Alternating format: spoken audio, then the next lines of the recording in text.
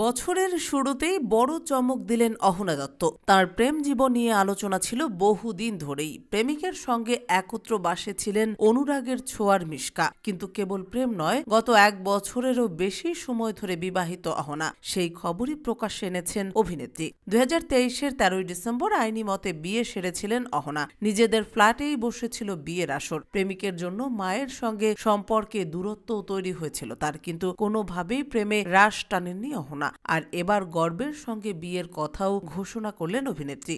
সমাজ মাধ্যমে ঘরোয়া বিয়ের নানা মুহূর্তের একটি ভিডিও ভাগ করে নিয়ে অহনা লেখেন, প্রায় এক বছর আগে আমরা আইনি মতে বিয়ে করি।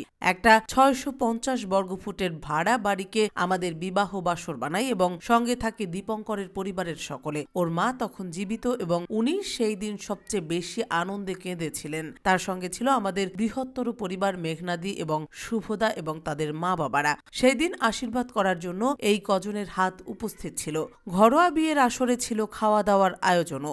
অহনা লিখেছেন, আমরা আমাদের মতো করে কিছু ছোট ছোট নিয়ম সেরেছিলাম। বিরিয়ানি খেয়েছিলাম দুপুরে। আনুষ্ঠানিকভাবে বিবাহিত তকমা পেয়েছিলাম সেই দিনই। তারপর একটা বছর কেটে গেল।